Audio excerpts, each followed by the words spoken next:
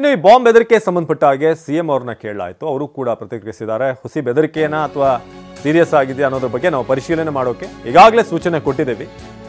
Bomb ಬೆದರಿಕೆ ಪ್ರಕರಣಕ್ಕೆ ಸಂಬಂಧಪಟ್ಟ ಹಾಗೆ ಮುಖ್ಯಮಂತ್ರಿ ಸಿದ್ದರಾಮಯ್ಯ ಅವರು ಈಗ ಇದು ಹುಸಿ ಬೆದರಿಕೆನ ಏನು ಅನ್ನೋದ್ರ ಬಗ್ಗೆ ಪರಿಶೀಲನೆ ಮಾಡೋಕೆ ಸೂಚನೆ ಕೊಟ್ಟಿದ್ದೇವೆ ಅಂತ ಹೇಳಿದ್ದಾರೆ.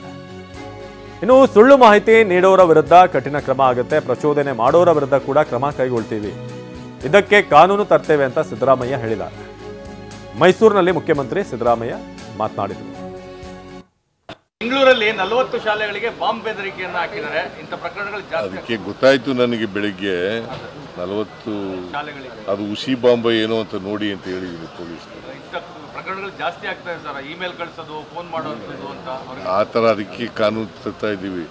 ಈ ಸುಳ್ಳು ಮಾಹಿತಿಗಳು ಕೊಡ್ತಾರಲ್ಲ, ಸುಳ್ಳು ಹೇಳೋದು, ಆಮೇಲೆ ಪ್ರಚೋದನೆ ಮಾಡೋದು, ಇಂಥವಕ್ಕೆಲ್ಲ ಕಾನೂನು ತರ್ತಾ ಇದ್ದೀವಿ. ಬೆಂಗಳೂರಲ್ಲಿ 40 ಶಾಲೆಗಳಿಗೆ ಬಾಂಬ್ ಬೆದರಿಕೆಯನ್ನು ಹಾಕಿದ್ದಾರೆ. ಇಂಥ ಪ್ರಕರಣಗಳು ಜಾಸ್ತಿ. ಅದಕ್ಕೆ ಗೊತ್ತಾಯ್ತು ನನಗೆ ಬೆಳಿಗ್ಗೆ 40 ಶಾಲೆಗಳಿಗೆ ಅದು ಹುಸಿ ಬಾಂಬ್ ಏನೋ ಅಂತ ನೋಡಿ ಅಂತ ಹೇಳಿದ್ರು ಪೊಲೀಸರು. ಇಂಥ ಪ್ರಕರಣಗಳು ಜಾಸ್ತಿ ಆಗ್ತಾ ಇದೆ ಸರ್. ಇಮೇಲ್ ಕಳಿಸೋದು, ಫೋನ್ ಮಾಡೋದು ಅಂತ ಆ ಥರ ಅದಕ್ಕೆ ಕಾನೂನು ತರ್ತಾ ಇದ್ದೀವಿ.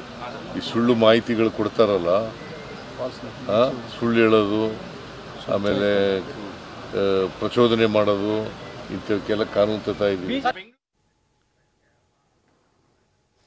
ಬನ್ನಿ, ಈ ಬಗ್ಗೆ ಪೋಷಕರು ಮಾತನಾಡಿದ್ದಾರೆ, ನೋಡೋಣ.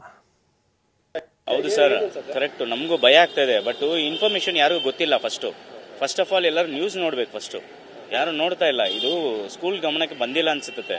ಬಟ್ ನಮಗೆ ತಿರುಗಾ ಭಯ ಆಗ್ತದೆ. ಇವಾಗ ನೋಡಿ, ಇವತ್ತು ಫ್ರೈಡೆ, ಇವತ್ತು ಸ್ಕೂಲ್ ಕರ್ಕೊಂಡು ಬಂದಿದ್ದೀವಿ. ಇನ್ ಕೇಸ್ ಏನಾದರೂ ಇದ್ರೆ ನಾವು ಏನು ಮಾಡ್ಬೇಕಂತಾನೆ ಗೊತ್ತಿಲ್ಲ.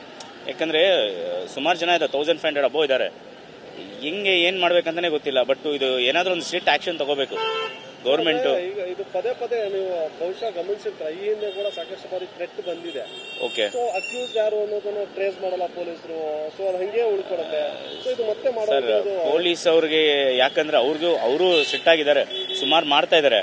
ಬಟ್ ಏನಕ್ಕಂತ ಗೊತ್ತಾಗ್ತಾ ಇಲ್ಲ. ಇದು ಥ್ರೆಟ್ ಅನ್ನು ಅದನ್ನ 100% ಕಮಿಷನರ್ ಏನಾದ್ರು ಮಾತಾಡ್ಬಿಟ್ಟು ಡಿಸೈಡ್ ಮಾಡ್ಕೊಂಡು ಬೇಗ ಇದು ಪ್ರಾಬ್ಲಮ್ ಕ್ಲಿಯರ್ ಮಾಡಬೇಕು. ತಿರ್ಗಾ ಇದು ಹಾಕೂಡ್ದು ಸರ್.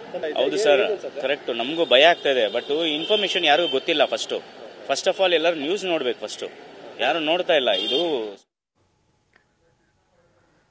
ಪೋಷಕರು ಅವ್ರಿಗಿರುವಂಥ ಆತಂಕ. ಅಂದರೆ ಕರೆಕ್ಟಾಗಿ ಶಾಲೆಯವ್ರಿಗೂ ಕೂಡ ಇನ್ಫಾರ್ಮೇಷನ್ ಇಲ್ಲ, ಅಥವಾ ಅವರು ಕೂಡ ನಮ್ಮ ಜೊತೆ ಕಮ್ಯುನಿಕೇಟ್ ಮಾಡಿಲ್ಲ ಅಂತ ಕೂಡ ಹೇಳ್ತಾ ಇದ್ರು. ಸೊ ಸ್ವಲ್ಪ ನ್ಯೂಸ್ ನೋಡಿದ್ರೆ ಗೊತ್ತಾಗ್ತಾ ಇರೋದು ಅಂತ